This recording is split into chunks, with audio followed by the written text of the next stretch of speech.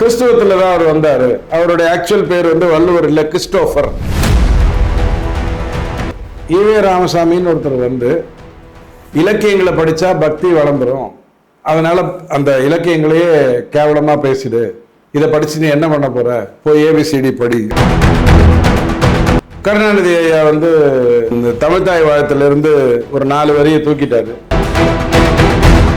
நான் தெருவுல வந்து ஜாதி பெயரை ஒழிக்கிறேன், அப்ப ஜேம்ஸ் வின்சன் தெருன்னு இருக்கும், அங்க நீ ஜாதி எப்படி ஒழிப்ப, அதுவே தெரியுமே. பை தி பீப்பிள் நேயர்களுக்கு வணக்கம். பல்வேறு அரசியல், பொருளாதார, சமுதாய பிரச்சனை அரசு கொடுத்த நிகழ்ச்சியில் நம்முடைய அரசியல் விமர்சகர் டிடிஎஸ் ரவி வந்திருக்காரு. வணக்கம் சார். வணக்கம் சார். இப்போ சமீபத்தில் திருவள்ளுவர் ஜனன தினம் கவர்னர் மாளிகை கொண்டாடப்பட்டது.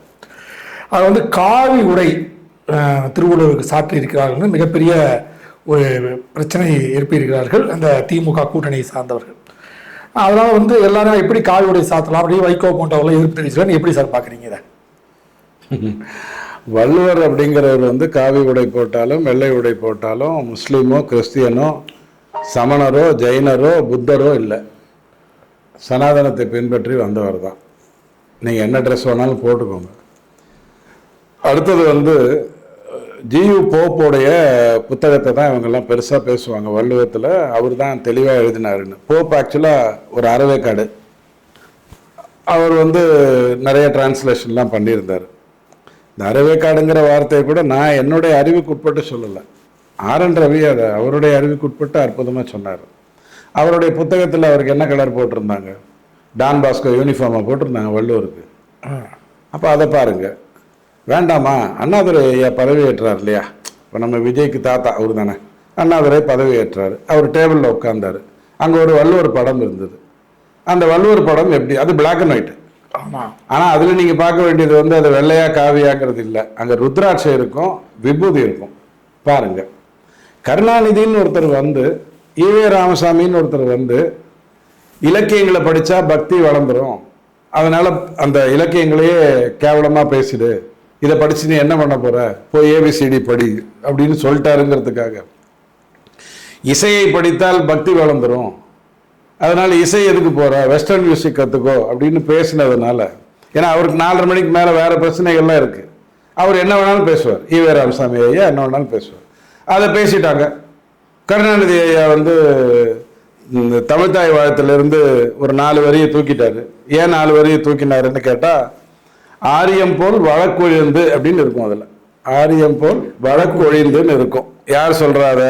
மனோன்மணியம் சொல்றாரு, அவருடைய புத்தகத்தில் சொல்றாரு. ஆரியம் வழக்கு வந்துருச்சுன்னா இவங்களுக்கு வேலை இல்லை, கதை விட முடியாது.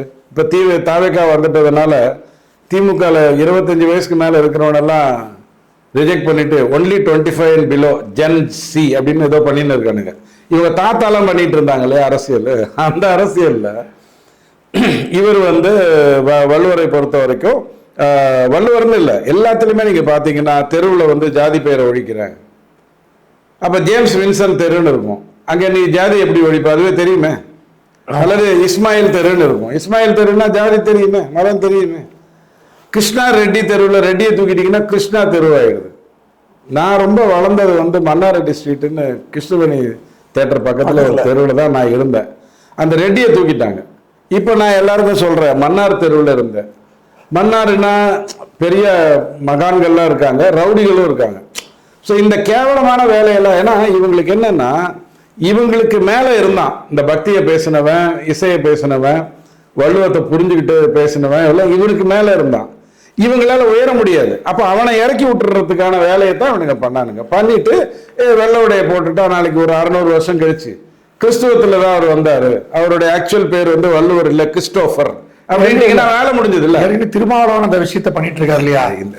கருணாநிதி பண்ணதுதான் அந்த மெயின் வேலை. ஒரு பொழிப்புரை எழுதுறதுக்கு கூப்பிடுறாங்க, அந்த புத்தகத்துல வெள்ளை கலர்ல அவருக்கு ட்ரெஸ்ஸை போடுறாங்க, உடனே இவர் போய் பொழிப்புரை எழுதுறாரு. ஸோ இந்த மாதிரியான மனுஷங்க பேசுறதுனால ஒன்றும் கெட்டு உலக பொழுமறைன்னு சொல்லுங்க வள்ளுவத்தை நான் ஏற்றுக்கிடுறேன். ஆனால் அதில் மலர் விசை ஏறினான்னு நான், அதுக்கு என்ன அர்த்தம்? அது மறுமையை பற்றி பேசினானே, அதுக்கு என்ன பண்ணுவீங்க? எந்த மதம் மறுமையை ஒத்துக்குது? ரீஇன்கார்னேஷனே ஒத்துக்காது, மறுமையை விட்டுருங்க. அப்போ அவர் அதெல்லாம் எழுதியிருக்காரு, யாரை பார்த்து எழுதினாரு? ஃபர்ஸ்ட் ஆஃப் ஆல் இந்த சனாதனத்தை ஒழிக்கிறேன் அப்படிங்கிற ஒரு வார்த்தையை இவனுக்கு பயன்படுத்துவானுங்க. இவங்களுக்கு என்னன்னா 4 வேதம் இருக்கு, அப்புறம் ராமாயணம், மகாபாரதம், பகவத்கீதை, இதுதான் சனாதனம்னு நினைக்கிறாங்க. ஆக்சுவலாக அது உண்மை இல்லை. சில தப்பாக சொல்லக்கூடாதுங்கிறதுக்காக நான் ஒழுங்காக படிக்கிறேன். வேதம் 4, ரிக்வேதம், எதிர்வேதம், சாமவேதம், அதர்வண வேதம் 4. அதுக்கு டெரிவேட்டிவ், அதனுடைய டெரிவேட்டிவ் வந்து தனுர்வேதம், ஆயுர்வேதம், கந்தர்வ வேதம், அர்த்தசாஸ்திரா. இதெல்லாம் பேர் கேள்விப்பட்டிருப்பீங்க. ஏன்னா நீங்கள் அட்லீஸ்ட் ஒரு நல்ல கான்வென்ட்டில் படிச்சிருப்பீங்க, அதனால பேர் கேள்விப்பட்டிருப்பீங்க. இந்த எத்தனையோ மவுண்ட் கான்வென்ட்லாம் படிச்சிருந்தா இந்த பேர் கூட வாயில நுழையாது. இந்த 4 வேதத்துக்கு ஏற்ற மாதிரி 6 வேதாங்காஸ் இருந்தது. இது 37 புத்தகம். வெறும் ராமாயணம், மகாபாரதம், பகவத்கீதை, வள்ளுவம் அல்ல, சனாதனம், 4 வேதம் அல்ல, 37 புத்தகம், 6 வேதாங்காஸ் இருந்தது. சிக்ஷான் இருந்தது, வைகர்ணான் இருந்தது, சந்தாசன் இருந்தது, நிர்குத்தான் இருந்தது, ஜோதிஷான் இருந்தது, கல்பான் இருந்தது. இந்த வேதாங்காஸ் வந்ததோட மாற்ற முடியல. வேதாங்காஸுக்கு அப்புறம் 4 உப்பாங்காஸ் வந்தது. இதெல்லாம் சோசார் வந்து இந்து மகா சமுத்திரத்தில் ஆரம்பத்தில் நிறைய சொல்லியிருப்பார். ஸ்மிருதினா என்ன எல்லாம் சொல்லியிருப்பார். தர்மசாஸ்திரா, ஸ்மிருதி, புராணா, 18 மகாபுராணா, 18 உப்ப புராணா, அதுக்கு கீழே வர்றது தான் இதிகாசம், அதுக்கு கீழே தான் ராமாயணம், அதுக்கு கீழே தான் மகாபாரதம். இதுக்கு அடுத்த அதே உப்பாங்காசுல தர்மசாஸ்திரா, புராணா, மீமான்சா, நயாகல 6 ஆஸ்திக தர்சனம் இருக்கு. ஆஸ்திகம்னா என்னன்னா, நீங்க வந்து கடவுளை விரும்புகின்றவர்களுக்குன்னு ஒண்ணு, கடவுள்களை தேடுகின்றவர்களுக்கு நாஸ்திகத்துக்குள்ள வரும். இங்க வந்து நயா, வைபிஷிகா, சங்கியா, யோகா, பூர்வ மீமாசா, உத்தர மீமாசான்னு அது வந்து ஒரு 6 கொடுத்துருப்பான். இதோட நிறுத்திக்கல. நம்ம ஏதோ எங்க தாத்தா உட்காந்து இருந்தாரு, அண்ணாதுரைகிட்ட இருந்து கட்சியை வளைச்சு போட்டார் எம்ஜிஆர் கிட்ட பேசி, இதுக்கப்புறம் திமுகங்கிறது திரு முத்துவேல் கருணாநிதினு ஆயிடுச்சுங்கிற கதை விடுற வேலை இல்லை. அவர் ஈவே ராமசாமி ஆரம்பிச்சாரு, அவரை எதிர்த்து தான் நாங்க கட்சி ஆரம்பிச்சோம். ஆனா அவர் தான் எங்களுக்கு தலைவர். என்ன திட்டுறதா இருந்தா அவரை திட்டுங்க, கண்ணீர் துளிகள் சொன்னாரு, அவரை திட்டுங்க, எல்லாம் சொல்லுங்க. இந்த கடவுள்ற வேலை இல்ல சனாதன தர்மம்ங்கிறது. அதுக்கப்புறம் அந்த உத்தரமீமான்சாக்குள்ள 3 மேஜர் ஸ்கிரிப்சர்ஸ் வருது. பிரஸ்தாங்க திரிகைன்னு வருது, உபனிஷம், பிரம்மசூத்ரா, பகவத்கீதா. இந்த பகவத்கீதை தான் நமக்கு தெரியும். ஆமா, கோவில்கள் சார்ந்தது 6 ஆகமாஸ் இருக்கு. அதுலதான் உங்களுக்கு வைஷ்ணவா, சைவா, சத்வா, கானபத்தியம், கௌமாரம்ங்கிறதெல்லாம் வரும். இதெல்லாம் நம்ம இவரு இல்லைங்க, நம்ம சுபவீரபாண்டியன் கேட்டீங்கன்னா இதெல்லாம் ஒழுங்கா சொல்லுவாரு, ஆனா தப்பா பேசுவார். இத்தனை சனாதனத்தை நீ ஒழிச்சிட்டு வர்றதுக்கு, படிச்சுட்டு வர்றதுக்கு எனக்கு குறைஞ்சது 2 ஜென்மம் ஆகும். ஒழுங்கா படிச்சு அதை புரிந்து கொண்டு பேசுவதற்கு. உனக்கு ஒழிக்கிறதுக்கு பெட்ரோல் ஊற்றி தீப்பொட்டி வச்சு கொளுத்தினா போறோம்னா முயற்சி பண்ணிப்பாரு. நீ ஒழிப்பேங்கிறீங்க இல்லையா? நான் வந்து பிஜேபியா இருந்தா உடனே உதயநிதி ஐயா வீட்டு வாசலுக்கு போயிடுவேன். வா, நீ போய் ஒழிக்கலாம். இவர் எங்க போய் ஒழிக்கிறாருன்னு பார்த்துட்டா நமக்கு தெரிஞ்சிடும்ல. இவர் வந்து வீட்டிலேயே உட்காந்துக்கிட்டு துர்காம்மா கிட்ட போய் ஒழிக்கிறாரா, இல்ல இந்த மடாதிபதிகள் எல்லாம் பாக்குறாரு அங்க போய் ஒழிக்கிறாரா, இல்ல ஏதாவது காடு மலைக்கு மேல 7 குருவி, அதுக்கு மேல ஒரு தலை, அந்த தலையில ஒரு குண்டுமணி, அதை போய் ஒழிக்கிறாரான்னு இவர் கூடவே போய் பார்த்துட்டா தெரிஞ்சிட போகுது. நீட்டு ஒழிப்புன்னு சொன்னா ரகசியம் மாதிரி நீட்டு ஒழிப்பு. அதாவது வள்ளுவனுக்கு நான் காவி உடை போடுவதற்கான காரணம், நீ வெள்ளை உடை போட்டதற்கான கேவலமான காரணத்துக்கு எதிர்வினை ஆற்றுவதற்காக தான் நான் அதை பண்ணேன். எனக்கு வள்ளுவனை காவி காட்டணுங்கிற அவசியம் இல்லை. அந்த துண்டை எடுத்துட்டா பூனல் தெரிஞ்சிடும், எனக்கு வேலை முடிஞ்சது. நீ துண்டை போட்டு அந்த பூனலை மறைச்ச, சந்தோஷம். பூனலை மறைச்சதை பற்றி எனக்கு கவலை இல்லை. ஏன்னா நாங்கள் யாரும் ஒரு பிராமணன் எப்படி வாழணுமோ அதற்கேற்ற மாதிரி நாங்கள்லாம் வாழலை. பிராமணனுக்கு பிறந்தோங்கிறதோட நாங்கள் பிராமின்னு சொல்லிட்டு தெரியுறோம். அதனால எங்களுக்கு அதுல ஒன்றும் வருத்தம் இல்லை. நீ போனில் போடணுங்கிற அவசியம் கூட கிடையாது. ஆனா அவருடைய பிறந்த தினத்தை நீங்க கொண்டு போய் ஜனவரி 15ஆம் தேதி 16ஆம் தேதி கொண்டாடுவேன்னா, பச்சையா கேட்கணும்னா துரைமுருகன் ஐயா பாஷையில கேட்கணும்னா, எவன் அப்பன்னு சொன்னதை வச்சுட்டு நீ அதை செய்கிற? நீ உதயநிதி அது கண்டனமே தெரிவிச்சிருக்காரு. ஆமா, நாங்க வந்து அப்பதான் ஜனவரி 15 தான் கொண்டாடுவோம், இவங்க மாத்தி வச்சிருக்காங்கன்றாரு. 15ஆம் தேதி கொண்டாடுறதுக்கான அர்த்தம் என்ன, காரணம் என்ன? ஏதாவது ஒன்று இருக்கணும் இல்லையா? 500 வருடங்களாக மயிலாப்பூர்ல நான் பிஎஸ்ஐ ஸ்கூல் தான் படித்தேன். எனக்கு அங்க இருக்கக்கூடிய அந்த வள்ளுவர் கோவில் தெரியும், போயிருக்கேன். அங்க கொண்டாடுறாங்க, அங்கதான் சிலை வச்சிருக்கீங்க. போப்பு வந்து காவி கலர்ல தான் அட்டை போட்டாருங்கிற உன்னால மறுக்க முடியுமா? போப்பை கூப்பிட்டு வந்து ஏற்கனவே அவர் ஒரு ஆப் ஆயிடுது, அவரே தெளிவா போட்டிருக்காரு. அப்புறம் அதுக்கு மேல உங்களுக்கு என்ன வேணும்? உங்களுக்கு புரிய வைக்க வேண்டிய அவசியம் எனக்கு என்னங்கிற. நான் லோக் பவன்ல திருவள்ளுவர் பிறந்தனால அனுஷ நட்சத்திரத்தன்னைக்கு நான் கொண்டாடுறேன். உனக்கு என்னத்துக்கு நான் புரிய வைக்கணும்? உன்னை நான் ஹாலிடே விட சொன்னா? நான் கொண்டாடுகின்ற நாளில் விடுமுறை விட சொன்னா? நீ போய் விட்டுக்க, உங்ககிட்ட எவன் கேட்டான் அப்படிங்கிறது தான் பதிலா சொல்ல முடியும். நாகரிகமா சொல்றதா இருந்தா இல்லை சார். இப்போ தொடர்ந்து இது மாதிரி விஷயம் நேற்று கூட நீங்கள் இப்போ ஆரம்பிக்கும் போது சொன்னீங்க ஜென்சி, இந்த ஆட்சியே வந்து ஜென்சி மூலமாக வந்துச்சுட்டு நாங்களும் இன்ஸ்டாவில் ஜென்சி ஆரம்பிக்க போகிறோம்ட்டு முந்தானத்து வந்து நாங்கள் சின்ன ஒரு லெவல் நடத்தணும்னு பார்த்தோம், அண்ணா டவல் நடக்கலாம்னு பார்த்தோம். ஆட்கள் அப்படியே அபரிதமாக வந்தாங்க.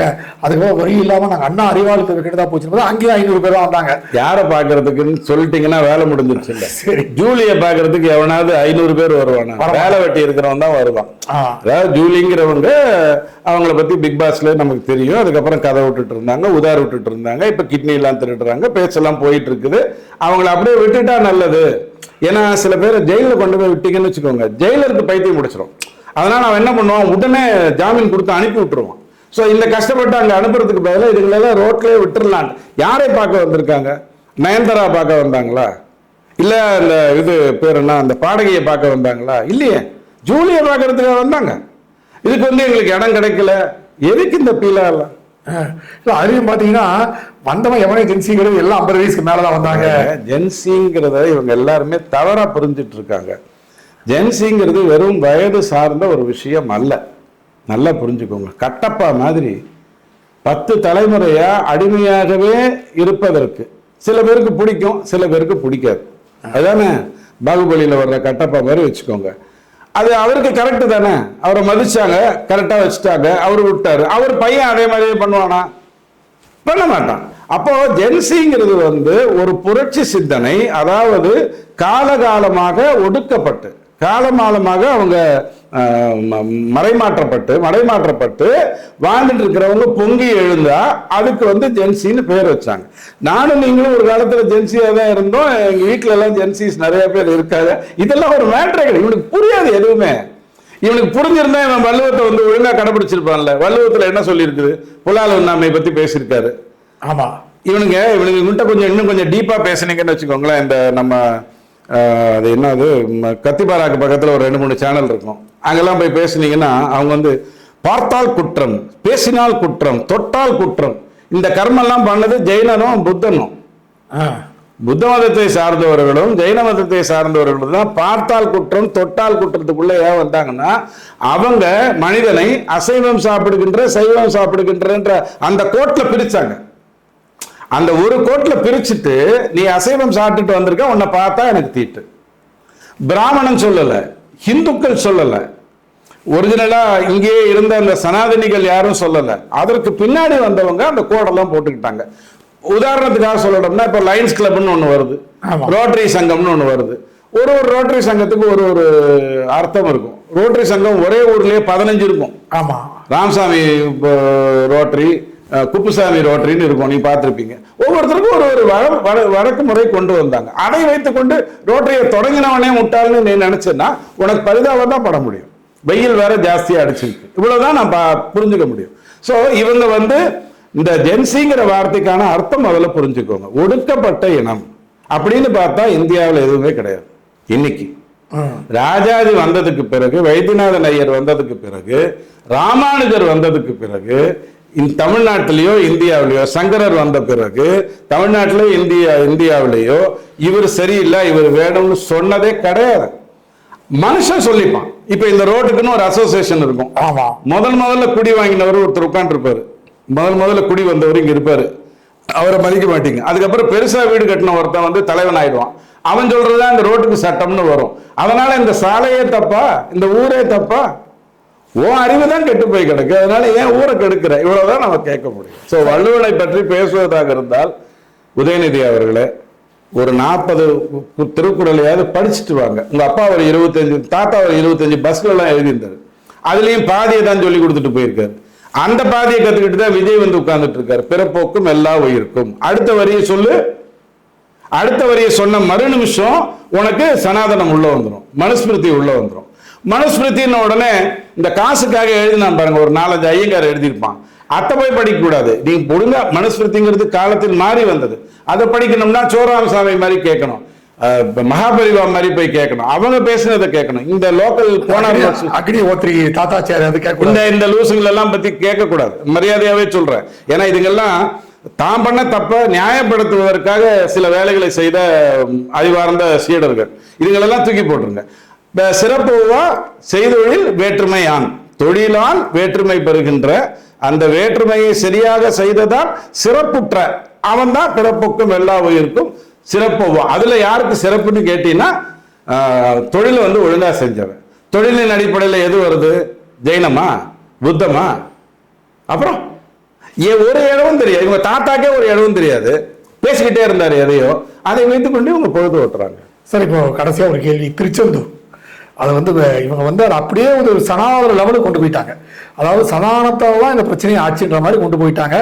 அந்த ரமேஷ் அந்த அமைச்சர் போய் அந்த செயல்பாட்டை பண்ண ரமேஷ் அணுகுமுறை உண்மையிலேயே நேர்மையா இருக்கு. நான் பார்த்தேன் அவருடைய அணுகுமுறை, அவருடைய பேச்சு, அவருடைய எண்ணம் சுத்தமாக இருக்கு. இதை நான் பார்த்த வகையில் உங்களுக்கு சொல்றேன். நாளைக்கு மாறிட்டாருன்னா எனக்கு தெரியாது.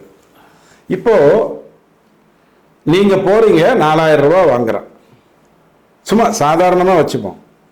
1000 ரூபாய் உங்ககிட்ட இருந்து வாங்கிட்டான். இந்த மாதிரி ஒரு 100 பேர் உங்ககிட்ட கொடுத்துட்டாங்க. இதை பார்த்துக்கிட்டா அங்க இருக்கிறவன் சும்மா இருப்பானா? அவனும் வாங்க வருவான். அவன் வாங்க வந்தா நீங்க சும்மா இருப்பீங்களா? அவனோட சண்டை போடுவீங்க. உங்க 2 பேருக்கு ஒரு தாதா வருவான். ஆமா, தீக்கால இருந்து வருவான், இல்லைன்னா குளத்தூர் மணி கிட்ட இருந்து வருவான், யாராவது ஒருத்தர் தாதா வருவான். அந்த தாதா கிட்ட தான் நீங்க சரண்டர் ஆகணும். தாதா என்ன பண்ணுவாரு? இந்த கோவிலுக்கு ஜெயகிருஷ்ணன் தான் அப்படின்னு. கரெக்டா? அந்த சிஸ்டம் எங்க போகும்?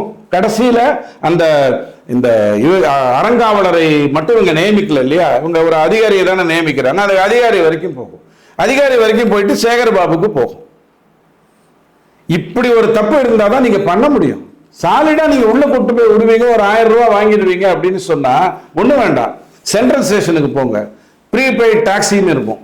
இந்த ப்ரீபெய்ட் டாக்ஸிக்கு ஆள் பிடிச்சு கொடுக்கறதுக்கு வெள்ளையும் சொல்லியமா பழைய கம்யூனிஸ்ட் நிறைய பேர் சுத்திக்கிட்டு இருப்பாங்க. அங்க பாத்தீங்கன்னா அவங்க வந்துட்டு டாக்ஸி வேணுமா, ஆட்டோ வேணுமா, வாங்க 500 ரூபாயில போயிடலாம் அப்படின்மா. ப்ரீபெய்ட் டாக்ஸியே ஜாஸ்தி, 400 ரூபாய், இவன் 500 ரூபாய். 15 பேரை பிடிச்சு கொடுத்தானா உங்களை விட அதிக சம்பளம். 20 பேர் பிடிச்சு கொடுத்தானா அந்த கலெக்டர், அந்த அமைச்சரை விட அதிக சம்பளம் வாங்கிட்டு இருப்பான். யாரு? சென்ட்ரல்ல இருக்கிற 15, 20, 100 கம்யூனிஸ்ட்ல இருக்கிற எவனோ ஒருத்தன், அவனே அவ்வளவு சம்பாதிப்பான். கோவில்லையே தான் நடக்குது. நான் போனேன் பார்த்தேன். இப்ப நான் சட்டமன்றத்துக்கு செக்ரட்டேரியட்டுக்கு போறேன், ரமேஷ் ஐயாவை பார்க்க வர்றேன். அங்க இருக்கக்கூடிய ஒருத்தன் எனக்கு 2000 ரூபாய் கொடுங்க, மத்தியானத்துக்குள்ள கொடுத்துட்றேங்கிறான். நான் கொண்டு போறேன். அவனை நீங்க வச்சிருக்கீங்க, அவனை பத்தின புரளிகள் உங்களுக்கு வருமா வராதா? அப்ப நீங்க அவன் மேல பண்ணிருக்கணுமா வேண்டாமா? 1000 ரூபாய் வாங்கினா நான் அதனால அர்ச்சகரை தூக்கி போட்டேன்னு சொன்னீங்கன்னா, என்னை பொறுத்த வரைக்கும் அந்த காசு வாங்கின அந்த அர்ச்சகனும் கேவலமான ஒரு மனிதன் தான். அதுல எனக்கு எந்த மாற்று கருத்தும் இல்லை. காசு வாங்குற, பொறாமைப்படுகின்ற, ஆத்திரப்படுகின்ற, சொத்து சேர்க்கின்ற ஒருத்தனுமே பிராமணனாகவோ அல்லது அந்த சத்துவ குணத்தோடையோ வாழ முடியாது. அவன் கேவலமானவன் தான். ஆனா அவனோட நிறுத்திட்டு வந்துட்டிய. இது எப்படி இருக்குன்னா, எனக்கு என்னுடைய வாழ்நாள் பூரா என் மழை எல்லாத்தையும் இந்த கொடை தான் என்னை காப்பாத்தி இருக்கு அப்படின்னு நம்புற மாதிரி இருக்குது. மழையில இருந்து உன்னை காப்பாத்தினது கொடை இல்லை, உன்னுடைய வீடு. அப்படி அந்த வீடுமே வெள்ளத்துல போயிடுச்சுன்னா உன்னை காப்பாத்துறது அந்த ஊர்ல இருக்கிற கோவில். அதுக்குதான் கோவிலை கட்டினாங்க. சோ மழையிலிருந்து உன்னை காப்பாத்தியது கோவில், அதுக்கப்புறம் வீடு, அதுக்கப்புறம் கொடை. நீ கொடையை பிடிச்சிக்கிட்டு நிந்தினா அர்த்தராத்திரியில ஐ எம் சாரி, அவ்வளவுதான் சொல்ல முடியும். இதுலயும் இப்போ இந்த அனிதா ராதாகிருஷ்ணன் பயங்கரமா அந்த அர்ச்சகர்களுக்காக கண்டன அறிக்கையெல்லாம் விட்டுருக்காரு. இந்த மாதிரி ரமேஷ் இப்படிலாம் செயல்படக்கூடாதுன்ட்டு. அது இல்லாமல் இதையும் சாதிய ரீதியாக கொண்டு போயிட்டாங்க. பாருங்க, 4 பேர் நீக்கி இருக்காங்க, 2 பேர் டிஸ்மிஸே பண்ணியிருக்காங்க. இவர் வெறும் மன்னிப்பு கடிதம் மட்டும் கொடுத்து வாங்கி எச்சரிக்கை அமைச்சிருக்காங்க.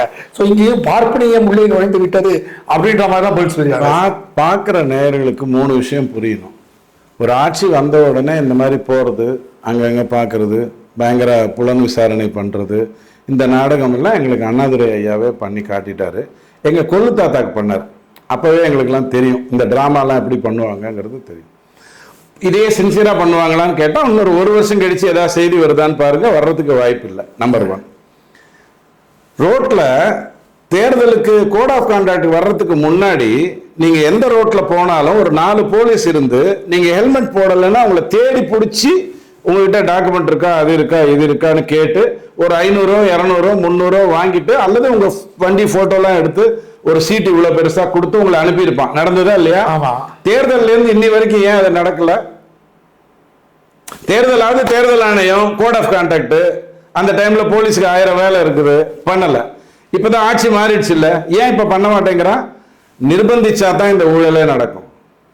டெய்லி எனக்கு இவ்வளவு காசு டிராபிக் போலீஸ்ல இருந்து வரணும்னு மினிஸ்டர் சொல்லி, மினிஸ்டர் கிட்ட இருந்து 1 2 3 4 சொல்லி, 1 2 3 4ல இருந்து 8 10 9 எல்லாம் சொல்லி, இதுங்க சொன்னதுக்கு அப்புறம் தான் இங்க இருந்து கலெக்ஷன் ஆகி போகும். இப்ப வரைக்கும் அது நடக்கல, அதனால இங்க நீங்க இழக்கல. பட் இது எப்ப வர ஆரம்பிக்குதோ அப்ப விஜயோட அரசு ஊழலுக்குள்ள போகுதுங்கிறத நீங்க ஈஸியா புரிஞ்சுட்டுலாம். ஜஸ்ட் ரோட்ல பார்த்தா தெரிஞ்சிடும் உங்களுக்கு, ஒன்றும் பெரிய விஷயங்கள்லாம் கிடையாது. இந்த மாதிரியான வேலையெல்லாம் செய்யக்கூடாதுங்கிறதுக்காக தான் பாவம் விஜய் என்ன சொல்லியிருக்காரு, நான் வந்து ஒரு 16% இவங்கெல்லாம் வட்டி இது கமிஷன் வாங்கினாங்க, 30% வாங்கினாங்க, அந்த பணத்தை சேமிச்சாலே நான் நிறைய நல்ல திட்டங்களை கொடுக்க முடியும்னு சொல்லியிருக்காங்க. இவனுக்கு ஏன் பிராமியத்துக்குள்ள வர்றாங்க அப்படின்னு சொன்னா, கோவில்னா அர்ச்சகர். ஃபர்ஸ்ட் ஆஃப் ஆல் அர்ச்சகர் பிராமணன் இல்லை, சிவாச்சாரியார் தான். அதுவே இந்த கர்மங்களுக்கு தெரியாது. இருந்தாலும் பரவாயில்ல, நல்லவங்க எல்லாரும் பிராமணன் சொன்னா வச்சுக்கோங்களேன், அதனால என்ன, சிவாச்சாரியாரும் பிராமணர்கள் தான், அதுல ஒன்றும் மாற்று கருத்து இல்லை. பிராமணருங்கிறது வந்து ஒரு கிளாசிபிகேஷனே கிடையாது, வாழ்வியல் மூலமா வர்றது தான். நான் எங்க அப்பாவுக்கு பிறந்தேங்கிறதுனால நான் பிராமணன் ஆக முடியாது. இந்த கர்மெல்லாம் எங்களுக்கு ஒரு இளவும் பாஸ் பண்ண கேஸ், அதனால ஒரு இளவும் தெரியாது. கேள்வி, இதை நீங்க பிராமணத்துக்கு கொண்டு போறது எதுக்காகன்னா, இந்த தங்கத்தெல்லாம் கொண்டு போனாரு பாருங்க, அதாவது நகைகள் வந்து சேதம் அடைஞ்சிருச்சான். சேகர்பாபு கண்ணில் தண்ணி வந்துருச்சு. உடனே அவர் என்ன பண்றாரு, இந்த நகையெல்லாம் உருக்கி தங்கமா மாத்திரலாம் அப்படின்னு சொன்னார். அதைத்தான் நீங்க நினைச்சிருப்பீங்க. ஆனா உண்மை என்னன்னா, இந்த கள்ள நகையெல்லாம் வச்சிருக்கானுங்கல்ல, அதை காட்டி கொடுத்தா பிரச்சனை ஆயிடும்ங்கிறதுக்காக இப்ப பணத்தை கொடுத்துட்றான். அன்னைக்கு திருடிட்டான், இன்னைக்கு பணத்தை கொடுத்துட்றான். என்ன சொல்றான், அந்த நகை வந்து ஒரு 40 பவுனுங்க, இல்லைங்க அது 30 மாதிரி தான் தெரியுதுங்க, இல்லைங்க 20ன்னு ஒத்துக்கிட்டாருங்க அப்படின்னு சொல்லிட்டு அந்த 20 பவுனுக்கான காசை கொடுத்துருவான். இவன் அந்த தங்க கள்ள நகை இருக்குல்ல, அதை தூக்கி வந்து எரிச்சிட்டு தங்கமா மாத்திட்டேன். இந்த கோல்மால் பண்றதுக்கு தான் இவனுக்கு இந்த வேலையே பண்ணது, தங்கத்தை மாத்துறேங்கிற கதையெல்லாம் பண்ணது. கோவிலுக்குள்ள பிராமணன் தான் தப்பு பண்றான்னு நீ சொன்னீன்னா நல்லா புரிஞ்சுக்கோங்க, துர்காமா இன்னும் 100 முறை பிரம்மஹத்தி தோஷம் சரி பண்ணாலும் பிள்ளைங்க உருப்படாது. தப்பு பண்ணவன் யாரோ அவனை தண்டி, அவன் யாரா இருந்தாலும் அது தப்பு. உங்ககிட்ட பணம் கேட்டவன் தப்பானவன் தான், மாற்று கருத்தே கிடையாது. அவன் யாருக்காக கேட்டிருந்தாலும் தப்பானவன் தான். கூட்டி கொடுக்கிறவன் தப்பானவன் தானே, பிம்பு தப்பானவன் தானே, பொம்பளை மட்டும்தான் தப்பா அப்படின்னு கேட்டா தப்பானவன் தான். அதோட நிறுத்திடாத, நீ என்ன லூசா, உள்ள போ, ஏன் இது நடக்குதுன்னு பாரு. இன்னும் கொஞ்ச நாள்ல மதுரையில வந்து கும்பாபிஷேகம் நடக்க போகுது. பல லட்சம் கோடி பணம் இந்த மாதிரி உள்ள விடுறதுக்காக மட்டுமே வரும். தடுக்கிறதா இருந்தா நேர்மையா தடுங்கன்னு ஓரளவுக்கு கரெக்டா இருக்கிற ரமேஷுக்கு கேட்டுக்கலாம், வேற ஒன்றும் இல்லை. கண்டிப்பா சார், நேரத்தை ஒதுக்கி பேட்டது மிக்க மகிழ்ச்சி. நன்றி சார். மேலும் மீண்டும் அடுத்த நிகழ்ச்சியில் சந்திப்போம். அதுவே நன்றி, வணக்கம்.